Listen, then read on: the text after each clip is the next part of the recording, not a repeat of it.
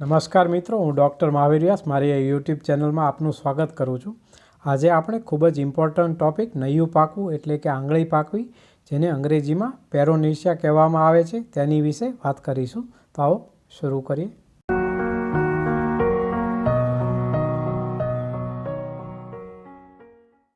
પેરોનેશિયા એક Greek word છે।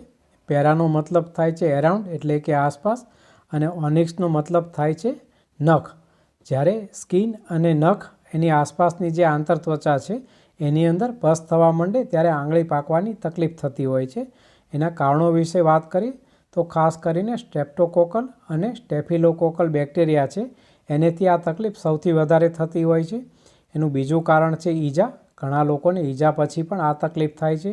એ સિવાય આપણે જ્યારે નખ કાપતા હોય ત્યારે બહુ ટૂંકા નખ કપાઈ જાય તો પણ એના કારણે ક્યારેક આ ઇન્ફેક્શન લાગી શકે। ઘણા લોકોને ઇનગ્રોઈંગ નેલ એટલે કે નખ અંદરની બાજુ ઉગવા માંડે તો પણ આ તકલીફ થતી હોય છે। લાંબો સમય ભીનાશ એટલે કે પાણીની અંદર હાથ રહે કે પગ રહે તો પણ આ પ્રકારનું ઇન્ફેક્શન એના કારણે થઈ શકે। અને ડાયાબિટીસ અથવા તો એવી કોઈ પણ બીમારી હોય કે જેના કારણે આપણી રોગપ્રતિકારક શક્તિ ઘટી જાય તો પણ આ તકલીફ થતી હોય છે। અને એના લક્ષણો વિશે વાત કરીએ તો એનું સર્વપ્રથમ લક્ષણ છે લાલાશ।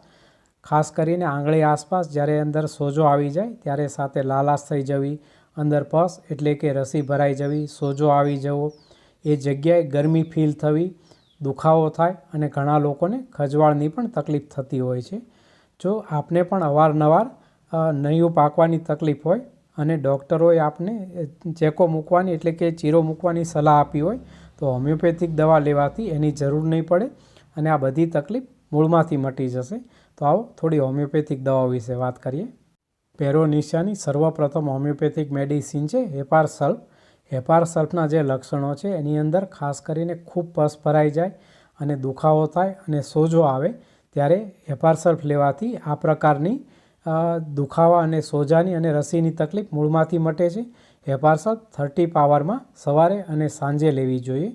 આ તકલીફની બીજી હોમિયોપેથિક દવા છે લિડમપાલ 30। ઘણા લોકોને ઈજા પછી ખાસ કરીને જે પોઇન્ટેડ ઓબ્જેક્ટ હોય જેમ કે સોય છે અથવા કાંટો છે એ વાગ્યા પછી જો આંગળી પાકવાની તકલીફ થઈ હોય અને સાથે ઠંડા પાણીથી સારું લાગતું એટલે કે દુખાવો અને બળતરા એ ઠંડા પાણીથી અથવા તો બરફ લગાડવાથી જો સારું લાગતું હોય તો લિડમપાલ 30 પાવરમાં દિવસમાં 2 વાર લેવી જોઈએ। એની ત્રીજી દવા છે એન્ટીમક્રૂડ 30।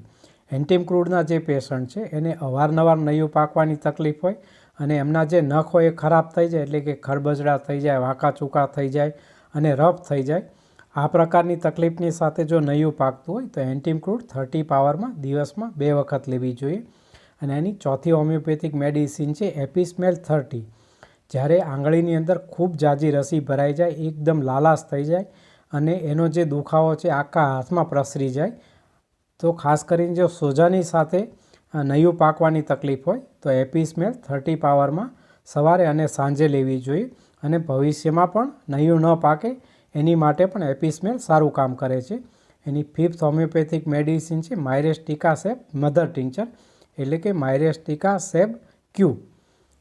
માયરેસ્ટિકા સેબ છે એ પસ ફોર્મેશનને અટકાવવા માટે ખૂબ સારું કામ કરે છે।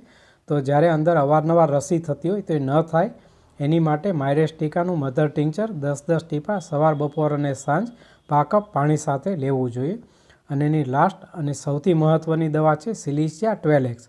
આ એક બાયોકેમિક દવા છે જે લોકોને અવારનવાર પસ ફોર્મેશન થતું હોય અને સાથે અંદર રસીમાં ખૂબ જ સ્મેલ આવતી હોય, ખરાબ વાસ આવતી હોય અને એ જે તકલીફ છે એ રિકરન્ટ થયા જ કરે, એક વખત માટે ફરીવાર થાય તો સિલિશિયા 12X પોટેન્સીમાં 4 ગોળી સવાર, બપોર, સાંજ લેવાથી નૈયું પાકવાની તકલીફ મૂળમાંથી મટી જશે અને ફરી વખત થતી પણ અટકશે। આશા છે તમને આ જાણકારી પસંદ આવી હશે। Please subscribe my channel and press the bell icon. નમસ્કાર, જય હિન્દ, જય ગુજરાત।